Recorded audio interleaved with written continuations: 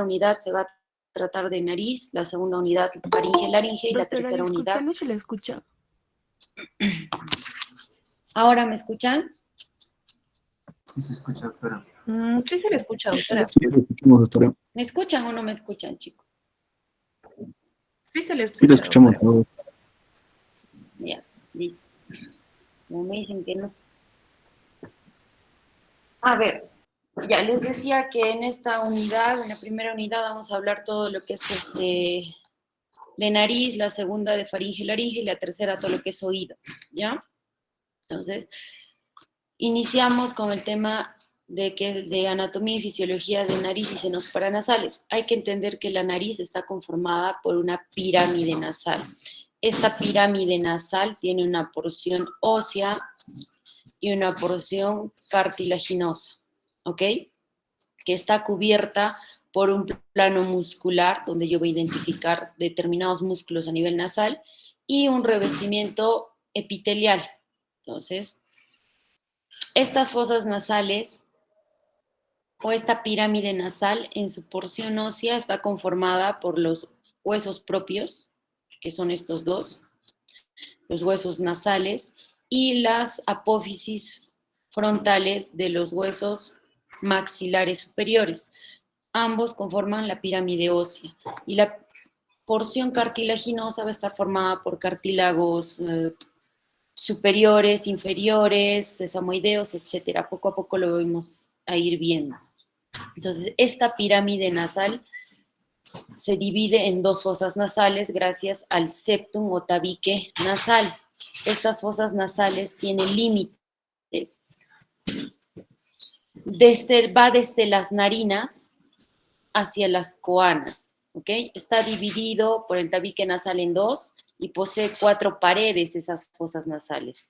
El piso, que va a ser óseo, el techo, que va a ser óseo y cartilaginoso, como hemos visto, y la pared lateral netamente ósea, donde aquí vamos a encontrar los cornetes, el inferior, el medio, el superior, y algunos hablan de un cornete supremo.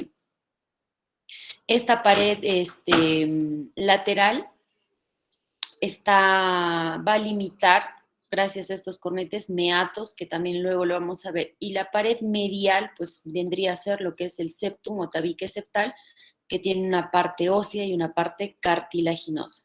Y los senos paranasales son cavidades llenas de aire que rodean a toda la pirámide nasal, ¿ok? Entonces, ¿qué relaciones tiene mis fosas nasales o mi pirámide nasal? Tiene relaciones muy, muy importantes. Hacia superior se va a relacionar con la fosa craneal anterior. Indirectamente acá está el primer par craneal y el lóbulo frontal.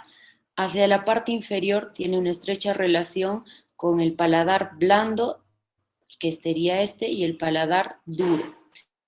Y hacia laterales, como podemos ver en esta imagen, están los senos paranasales. Es por eso que nosotros podemos pensar que una sinusitis aguda se puede complicar con un absceso cerebral. Sí, por la cercanía. ¿Puede alguna patología nasal producirme una fístula a nivel del paladar? También, ¿ok? La vascularización de la nariz pues está encargada de dos grandes sistemas, el sistema de la carótida externa y el sistema de la carótida interna. El sistema de la carótida externa, gracias a la arteria nasopalatina, la esfenopalatina y las ramas de la arteria facial. Y la carótida interna, acá tenemos las arterias etmoidales, dentro de esta la rama de la oftálmica. Entonces aquí vemos estos dos sistemas, carótida externa, carótida interna. La carótida externa sabemos que da dos ramas, que es la facial y la maxilar interna. La facial da una rama, que es la labial superior, que va a formar el plexo de Kieselbach. La maxilar interna da la palatina descendente, que también forma parte del plexo de Kieselbach, y la esfenopalatina, que da dos ramas, la septal y las turbinales. La septal, que forma parte también del plexo de Kieselbach. Y a través de la carótida interna queda la rama que es la oftálmica, que esta a su vez da dos ramas, la etmoidal anterior y la etmoidal posterior. Solo la etmoidal anterior es la que forma parte del plexo de Kieselbach. ¿Qué es el plexo de Kieselbach? El plexo de Kieselbach es la unión terminal de estas arterias, tanto de la carótida externa como de la carótida interna, y se encuentra en el tercio anterior del septum nasal. Es aquí donde se da la mayor cantidad de epistaxis. La mayoría de las epistaxis o sangrado nasal son anteriores, porque hay patología a nivel del plexo de Kieselbach. Existe otro plexo, que es el plexo de Waldrop, que lo van a leer, que es un plexo similar al de Kieselbach, pero es bien posterior, que cuando este se afecta son lo que origina, ¿no?, las epistaxis posteriores, que son en menor cantidad en realidad. El drenaje venoso linfático de las fosas nasales, pues el drenaje venoso va a seguir el mismo trayecto que las arterias, pero en venas, y va a drenar a través de la vena facial a la yugular interna. El drenaje linfático igual, y va a drenar esto a nivel de los grupos gangliares submaxilares y luego a la yugular interna. La inervación, pues, de la nariz va a estar dada por el quinto par craneal y el noveno par craneal. Tiene también una inervación simpática y a través del ganglio esfenopalatino. Esta es la inervación de la nariz. Entonces, luego vamos a pasar a hablar de qué son los senos paranasales. Antes de pasar acá hay que entender que el septum nasal o el tabique septum, la porción cartilaginosa está dada, acá vemos, la porción cartilaginosa formada por cartílago cuadrangular o cartílago septal, que es anterior, y la porción ósea, que está dada por la lámina perpendicular del etmoides, por el vómer, por las crestas maxilares y por la cresta de la unión también del hueso palatino. Entonces, toda esa forma la porción ósea del septum, y solo la porción cartilaginosa que es anterior, pues el cartílago cuadrangular o cartílago septal. Cuando vayamos a ver ya patologías de tabique desviado, sinusitis, etcétera, se va a reforzar más un poco de anatomía, ¿ok? Luego vamos a hablar de lo que son los senos paranasales. Los senos paranasales, pues ya se les dijo que son cavidades llenas de aire que se encuentran rodeando la pirámide nasal. Tenemos así los senos frontales, los senos etmoidales y los maxilares, y más posteriormente tenemos el seno esfenoidal, ¿ok? Deben contener aire. Cuando estas contienen moco o cualquier otra secreción, pues es patológica, ¿no? Y si contienen moco purulento, hablamos ahí de sinusitis. En la pared lateral nosotros encontramos los cornetes, habíamos mencionado, cornete inferior, cornete medio, cornete superior, y hablaba, en algunos está presente el cornete supremo. Estos cornetes limitan meatos, a través de los cuales van a drenar estos senos paranasales. Entonces tenemos un meato inferior que está limitado por el cornete inferior. A nivel del meato inferior drena el conducto lacrimal, más o menos a 1 centímetro de la cabeza del cornete inferior. Eso explica por qué cuando uno llora tiene más flujo nasal, porque las lágrimas van a drenar a nivel de la fosa nasal, a nivel del meato medio. A nivel del meato inferior, a nivel del meato medio van a drenar ¿qué senos paranasales? El seno maxilar, las celdas etmoidales anteriores y el seno frontal. Todos estos drenan a nivel del meato medio. Y a nivel del meato superior, pues drenan las celdas etmoidales posteriores y el seno esfenoidal. Entonces, así, donde yo a mi examen físico, si yo veo que hay secreción purulenta a nivel del meato medio, entonces ya estoy indicando a quienes están comprometidos, qué senos paranasales, etmoidales anteriores, el seno frontal y el seno maxilar, ¿ok? El seno maxilar tiene un crecimiento bifásico entre los 3 años y los 7 a 18 años. Es el seno paranasal más grande, tiene 15 ml, está vascularizada por estas arterias, es el primero en desarrollarse intraútero, ¿ok? Tiene estrecha relación con el nervio infraorbitario, que es la segunda rama del trigémino, drena hacia el meato medio y yo puedo ver este seno maxilar con un examen que es la radiografía, sobre todo la incidencia de Waters, que luego lo vamos a ir viendo también. El seno esfenoidal tiene un volumen de 5 a 8 ml, su tamaño total se alcanza a la edad de 12 a 18 años.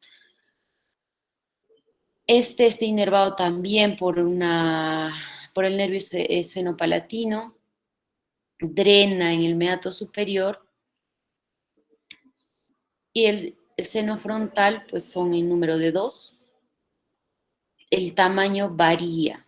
Entonces el seno frontal puede ser pequeño, ¿no? Puede ser grande o puede ser un seno frontal hipoplástico y el otro más desarrollado. Es más, en 5% de los pacientes este está ausente, dividido uno de otro por un septo interseno, ¿no? Aparece recién, el seno frontal recién se forma a los 5 y a los 6 años. Entonces es imposible pensar que un lactante o un pequeño de 3 años desarrolle una sinusitis frontal, porque este seno paranasal se desarrolla recién a los 5 y a los 6 años. Entonces, hay muchos médicos así que mandan, ¿no? A pequeños de 4 años con dolor de cabeza, dolor frontal, una cefalea frontal, y vienen, los mandan a otorrino para descartar sinusitis.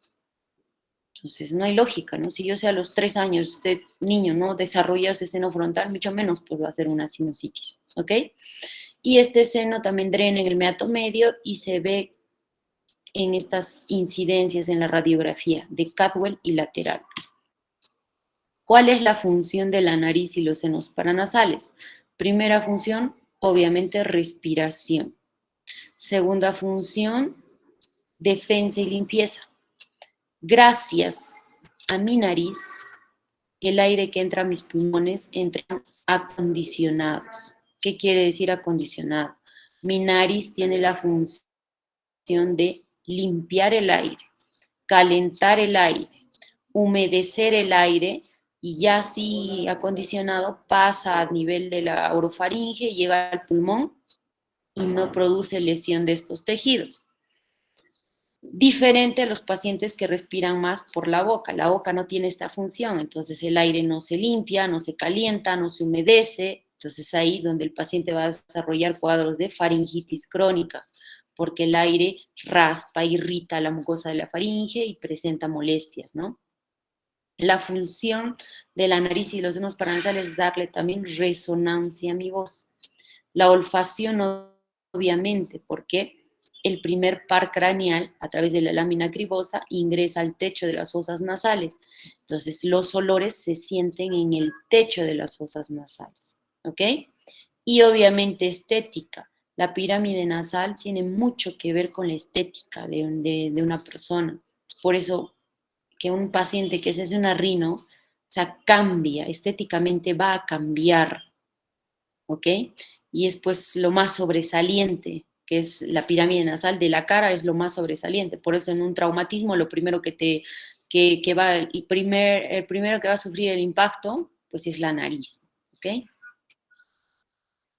En cuanto a la respiración, pues esta función está dada gracias a la vascularización, esa gran vascularización que tiene mi nariz, y a la producción de moco gracias al epitelio que contiene la mucosa nasal, van a calentar, humidificar el aire para que pase así a la vía inferior. La nariz calienta el aire a 37 grados centígrados, temperatura corporal, facilitando así ese intercambio gaseoso. También la nariz, al tener muchos vasos sanguíneos, al tener glándulas secretoras de moco, van a aumentar la humedad del aire hasta en un 85%. ¿Ok? Debido a esta turbulencia que se crea a la entrada de aire gracias a los cornetes, o sea, los cornetes tienen su función en la nariz, hacen que el aire, que el flujo laminar se convierta en un flujo turbulento y eso hace que este aire tenga más contacto con mayor superficie de la mucosa, entonces acondiciona mucho mejor el aire. Pacientes que no tienen cornetes o que se les extrae el cornete o se les mutila el cornete, pues pierden esa función tan importante. Ahora, la resistencia a la entrada de aire se produce a nivel tanto de los cornetes, tanto de las válvulas y el vestíbulo, ¿ok? La válvula nasal, que está limitada entre el septum, la pared lateral o el cartílago lateral superior y la cabeza del cornete, esta válvula tiene que tener un valor de 10 a 15 grados. Cuando disminuye este ángulo, entonces tú generas más resistencia a la entrada de aire y el paciente puede quejarse de obstrucción nasal. Existe lo que es el ciclo nasal. Todos tenemos un ciclo nasal. ¿En qué consiste ese ciclo nasal? Que hay cada 30 minutos a 3 horas, el cornete del lado derecho aumenta de volumen y el del izquierdo no. Luego intercambia, el izquierdo aumenta de volumen, el derecho no. ¿Ok? Este ciclo nasal es mediado y controlado por el sistema nervioso central. Como les he dicho, cada ciclo dura de 30 minutos a 3 horas, aunque varía de persona a persona. Entonces, muchas veces es falso ver, ¿no? Si yo hago un examen físico y veo un cornete más grande que el otro, puede ser parte de su ciclo nasal, no necesariamente tiene una hipertrofia de cornetes que tenga que ser quirúrgica o tratada. La otra función, pues, la protección, ¿no? Gracias al moco. El epitelio de la mucosa nasal es pseudoestratificado, cilíndrico, ciliado, con células caliciformes productoras de moco. Entonces, ese moco va a capturar estas partículas para que las presente a los macrófagos y así haya un tipo de defensa. El otro sistema de protección pues son las vibrisas, los pelitos que uno tiene en la nariz están por algo, tienen su función. La función de estas es que van a filtrar partículas mayores a 0.5 micras para que éstas no ingresen a vía aérea inferior. ¿Ok? Entonces sí tienen su función. Eso de quitarlas, depilarlas, no, por favor. Otras sustancias que ayudan ante una barrera de defensa o protección, pues está la lisozima, el interferón, sistema de complemento, las inmunoglobulinas típicas de la mucosa, que es la A, la inmunoglobulina E, la inmunoglobulina M, entonces tiene su función. Este epitelio, al ser ciliado, va a transportar esas partículas que se hayan podido quedar, ya sea de algún alergeno, polvo, que hayan pasado esta barrera, ahí sean menor de 0.5 micras, llegan a la mucosa. Entonces, la mucosa, ¿qué hace? Este epitelio, ¿qué hace? Gracias a los cilios, barren esa sustancia desde adelante hacia posterior. O sea, eso se llama clearance nasal o aclaramiento, que dura aproximadamente unos 10 minutos hasta 20 minutos. Es por eso que si a alguien le pone, por ejemplo, un poco de azúcar en polvo a la nariz a una persona, este paciente va a sentir el sabor del azúcar entre 10 a 20 minutos por este barrido mucociliar que se hace, porque ese azúcar en polvo va a ser transportada desde la parte anterior hasta atrás, hasta llegar a nivel de la cavidad oral, donde yo ya percibo sabores, ¿ya? Los senos paranasales también están rodeados por un epitelio, pero en este caso el epitelio es cúbico, no es cilíndrico, es igual, con células caliciformes. Estos senos paranasales van a drenar, como hemos dicho, a nivel de los meatos.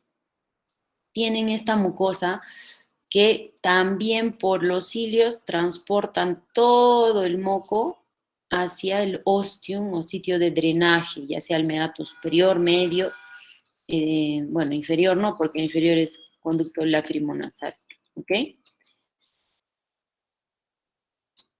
Otra función, pues la olfacción, que está dada por el epitelio olfatorio, los nervios olfatorios, los bulbos olfatorios, los tractos olfatorios, que todos estos van hacia la corteza cerebral y uno puede sentir los olores.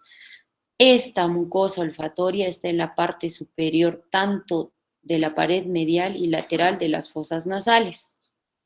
Entonces, cuando uno respira, el aire o los aromas pasan por el techo y es ahí donde yo percibo el olor.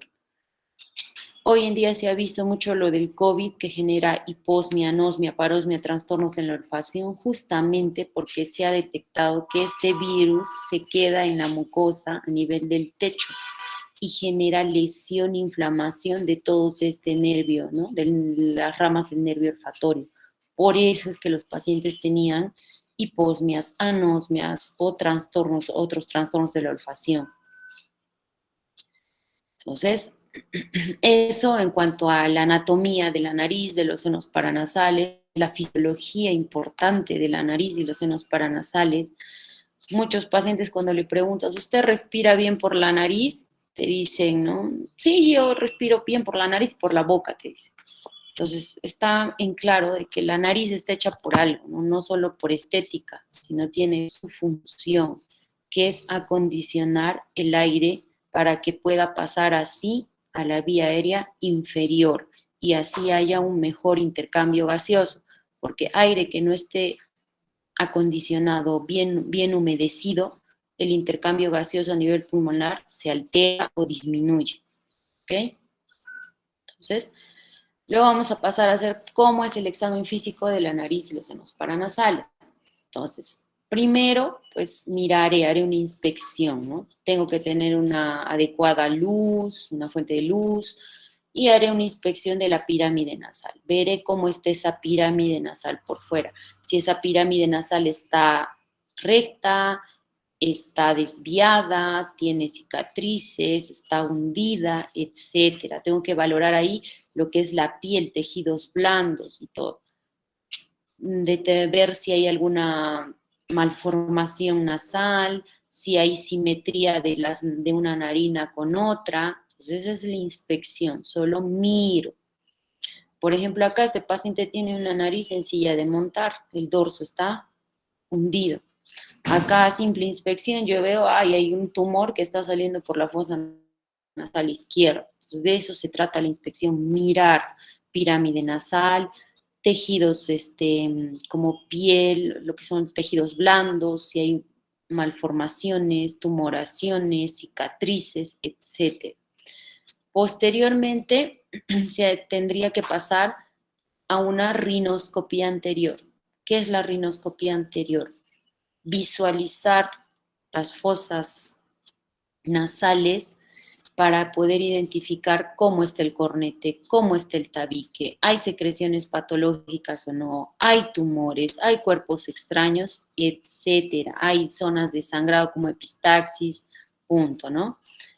Después de hacer mi rinoscopía anterior, que ya con el primer grupo de prácticas hemos visto, ¿no? El uso del espéculo nasal, etcétera, paso a hacer mi palpación. Voy a palpar esa pirámide nasal. Palparé para ver si hay irregularidad en el dorso, si le genero dolor, etcétera. Luego ya palpo o percuto senos paranasales. Puntos, ¿no? Típicos, punto de Ewing, del seno frontal, punto de Grunwald, de seno etmoidal, y el infraorbitario seno maxilar, que esto va a generar dolor si estamos frente a un paciente con sinusitis. Ese es el examen físico así de sencillo de la nariz. ¿Puedo o no hacer rinoscopía posterior? Dependerá. La rinoscopía posterior me va a permitir ver mejor lo que son las coanas, me va a permitir ver si ahí el cabum está ocupado o no, me va a permitir ver si hay tumores a este nivel, me va a permitir ver indirectamente la trompa de Eustaquio, el orificio de salida de la trompa de Eustaquio. Esta rinoscopía anterior se puede hacer en determinados pacientes, pero se requiere la colaboración, ¿no? Porque yo tengo que meter un espejito laringio para mirar indirectamente hacia arriba. Entonces, ese es el examen físico de la nariz y los senos paranasales. En la inspección tengo que ver la forma, todo eso. En la rinoscopía anterior lo que me interesa es ver tabique, cómo está el septum, está central, está desviado, a qué lado está desviado, cómo están los cornetes, ese cornete inferior está normal, está aumentado de tamaño, cómo está ese meato medio, si hay secreción patológica a nivel del meato o las fosas nasales están ocupadas por algún cuerpo extraño o tumor. Entonces, una vez que yo ya he hecho mi examen físico de la fosa nasal, recién puedo pasar a pedir determinados exámenes para determinadas patologías. Hay muchas patologías cuyo diagnóstico es netamente clínico, ¿ok? Entonces, ¿de qué exámenes yo me puedo valer para poder ver la nariz y esos senos paranasales? Las radiografías. Dentro de estas, pues la radiografía de huesos propios de la nariz, donde me da dos incidencias, una frontal y una lateral. Básicamente esta radiografía se pide para descartar fracturas tras una contusión nasal, ¿ok?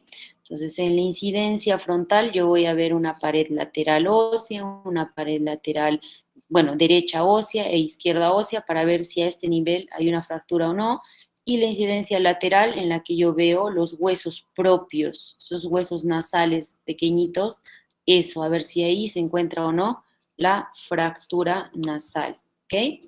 Entonces me ayuda bastante, ¿no? En ver básicamente fracturas de pirámide nasal ósea. Las radiografías no evidencian cartílago, ¿ok? Solo evidencia hueso.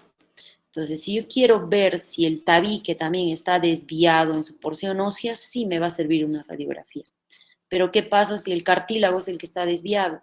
En una radiografía yo no lo voy a evidenciar, ¿ok? Y estas incidencias para senos paranasales, las que tenemos la incidencia de Cadwell, la de Waters y la lateral. La indicación es radiografía de senos paranasales. Cuando tú pides eso, radiografía de senos paranasales, el radiólogo te manda estas tres incidencias. La incidencia de Cadwell, o la frontonasoplaca que se dice, se va a evidenciar mejor el seno frontal. Estos son los senos frontales. Como les dije, son irregulares, pueden estar de diferente tamaño. Entonces yo veo acá una placa radiolúcida. Radiopaco es blanco, radiolúcido es negro, ¿ya? Entonces, radiolúcido, está negro, entonces hay aire, no hay sinusitis. Indirectamente puedo ver también un poco de las celdas etmoidales, sí, acá, paralelas o a ambos lados de los ojos. La incidencia de Waters o mentonasoplaca me permite específicamente ver seno maxilar, que lo vemos acá. ¿Ok? Y la lateral para ver seno esfenoidal y parte también del frontal. Entonces así yo puedo ver, ¿no? Otros exámenes auxiliares para determinadas patologías, pues tomografías. Las tomografías tienen una incidencia coronal, una incidencia axial, una incidencia sagital. coronal es esta, donde yo voy a ver a más detalle esos senos paranasales, ese septum óseo, ese septum cartilaginoso, esos cornetes medios, esos cornetes inferiores, los meatos, etc. Entonces, esta es una incidencia coronal, esta es una incidencia axial. Entonces, si yo agrando esto, efectivamente, mira. Acá, ¿qué voy a ver? Septum óseo, septum cartilaginoso, sumamente desviado, y veo senos maxilares, neumatizados, perfectos. No hay sinusitis.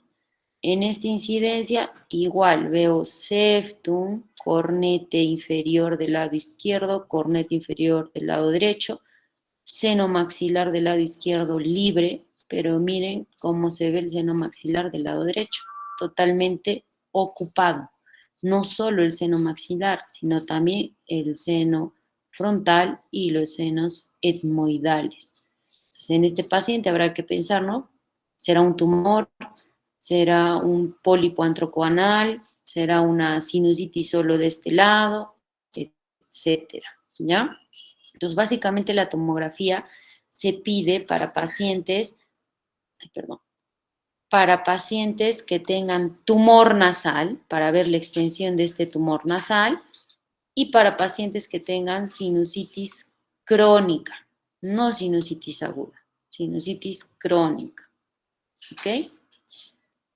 Y otro examen, pues, para ver indirectamente la nasofaringe, la orofaringe, etcétera, una radiografía lateral de cuello, donde yo tengo que identificar si hay una hipertrofia de adenoides o no, si hay algún cuerpo extraño, alguien te dice, no, mijito, se metió a la nariz, yo que sé, una pila, o se comió una moneda, yo quiero saber si esa moneda está a nivel de lo que es faringe o a nivel nasal, pues puedo pedir una radiografía, porque sé que se va a evidenciar ese cuerpo extraño y a qué nivel.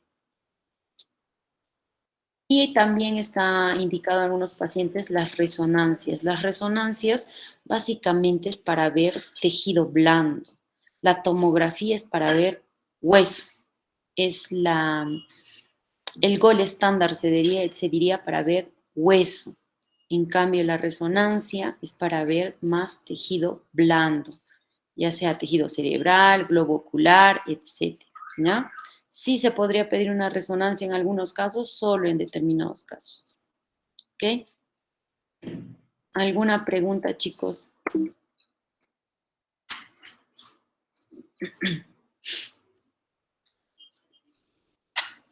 Pregunta.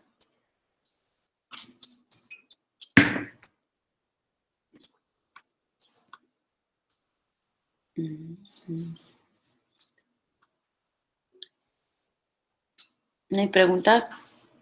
Bueno, preguntaré yo.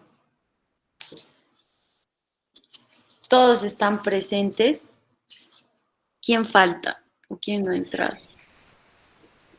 Sí, doctora, todos están presentes. ¿Son 46? Somos 47. No pueden ser, pues sí, conmigo son 47. Todos pusieron presente en el chat. Supongo que, a ver, doctora. Hay una compañera que está con dos dispositivos, por eso somos 47. ¿Cuántos se supone que son ustedes? 47, ¿verdad? Sí, doctora. Entonces no están pues todos. Delegada, por favor, te encargas de averiguar quién no ha entrado, quiénes no han entrado, y me mandas la lista. Esa es tu función. Cada clase, estar atenta, ¿no? ¿Quién ingresó tarde y quién no entró a clase? ¿Ok? Está bien. Listo, porque eso de llamar lista es como que nos demoraríamos bastante solo llamando lista. ¿Ok? Entonces, chicos, esta es la primera clase, rápida, léanla, lean en su bibliografía, ya le pasé el sílabus a su delegada, Ahí hay bibliografía. Ustedes tienen al alcance un montón de bibliografía, un montón. Entonces, para yo entender luego patologías como tabique desviado, sinusitis, tumores nasales, rinitis alérgicas, etcétera, para que yo entienda eso, primero tengo que entender cómo es la anatomía normal de la nariz y de los senos paranasales.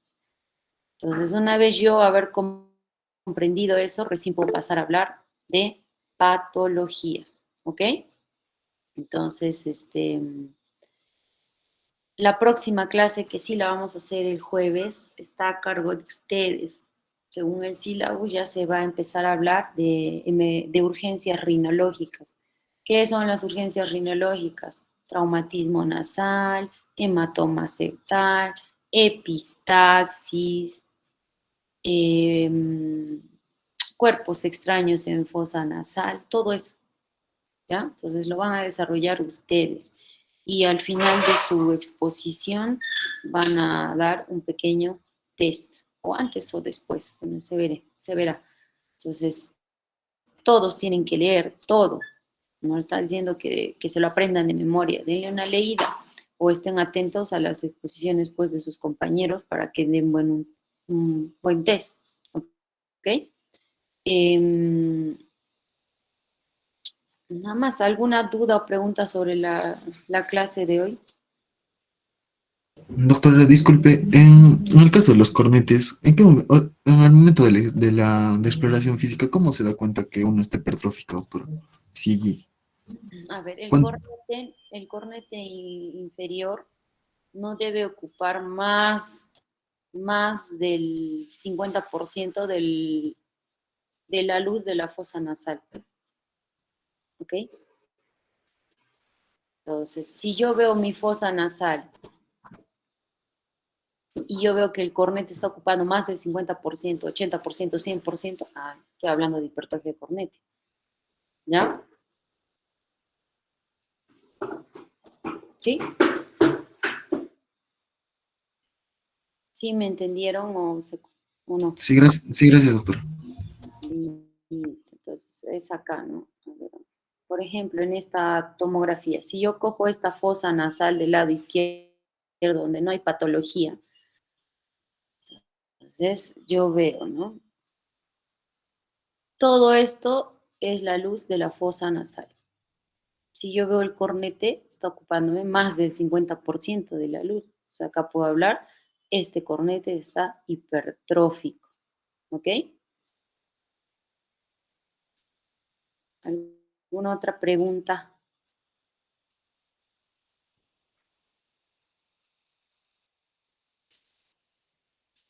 ¿Ninguna?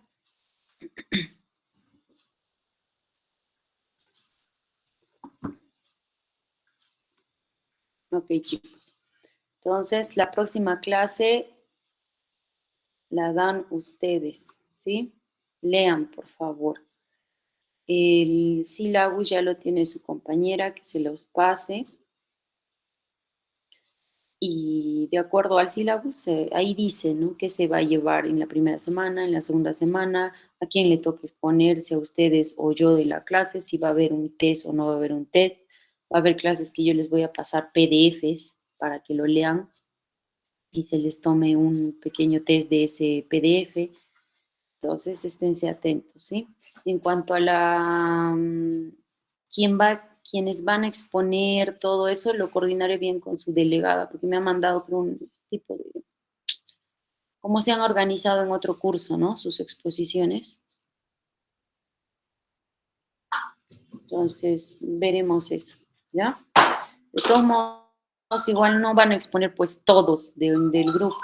Expondrá uno o dos, o al que yo llame, y los demás igual tienen que estar atentos. Los demás del grupo tienen que estar atentos. Porque yo le puedo preguntar a cualquiera. Perfecto, me expone uno o dos y a cualquiera del resto yo agarro y le pregunto, a ver, dime tal cosa, ¿no? Obviamente, de tu exposición. Entonces tendrán que estar atentos, chicos, por favor. ¿Sí? Entonces, dejamos ahí las clases. Es una clase rápida, lean. Mañana con mi grupo de práctica nos vemos en la mañana para ver para hacer, ¿no? Las clases virtuales. Ya he tenido con ellos hoy día presenciales, así que han visto también nariz, han podido ver patología de todo, oído, nariz, cavidad oral. Entonces, a estudiar y a leer nada más. No hay más preguntas, ¿verdad? Y del Doctora, una consulta. dime. Más o menos grupos de ¿cuánto? ¿10 grupos, doctora? ¿8? Vamos a Para ver. el grupo de ¿Cuántos exposición. Somos son? 47. 47. Yo creo de 8, pues puede ser. 8 grupos entonces. Ya, doctora. Y doctora, No, una sería consulta pues sí. más. Dime. Eh, ya, bueno, justo cuántos grupos, cuántos temas. Supongo que ya me va a indicar eso, doctora. Está en el sílabus. A ver, mira, Ah, ahorita vamos a compartir ahorita que tenemos. sí, doctora, para armarlo.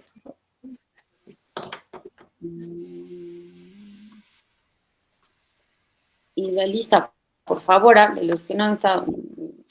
Ya, justo eso más le iba a decir, doctora. Doctora, se han conectado en el chat, han puesto todos, los 47 han puesto presentes. Supongo que ya han salido, 47. doctora. Pero bueno, ahora se han vuelto a conectar todos nuevamente. Faltaba mi compañero Germán, que ya puso presente.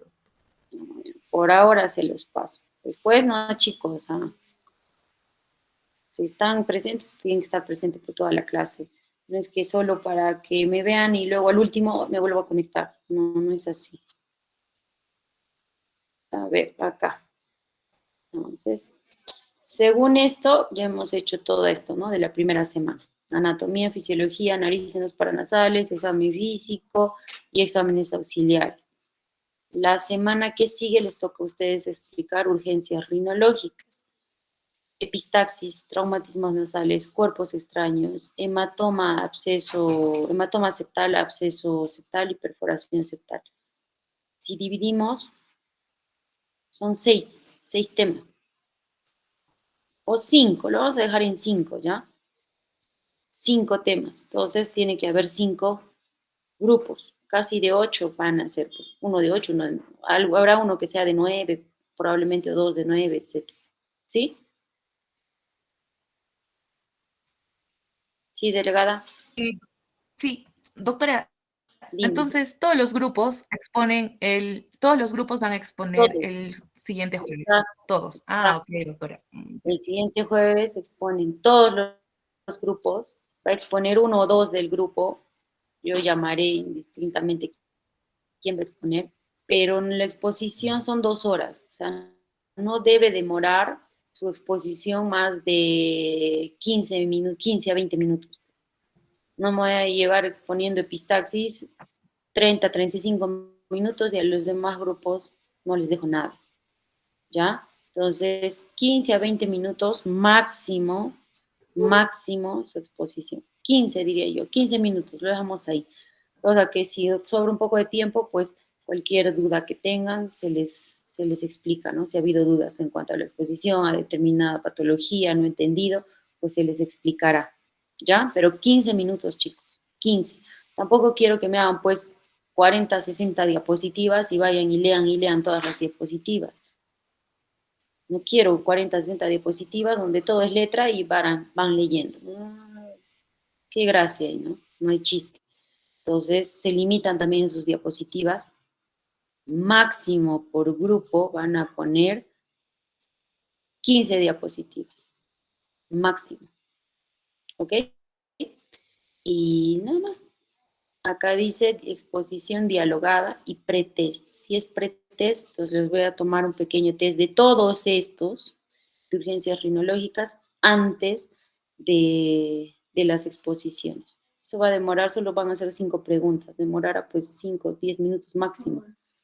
Dan su pretest, empezamos las exposiciones y cualquier duda, algo, pues se les aclarará. Si yo tengo que pararlos en sus exposiciones para explicarles algún tema, o sea, que tal vez sea importante o considere importante, lo haré.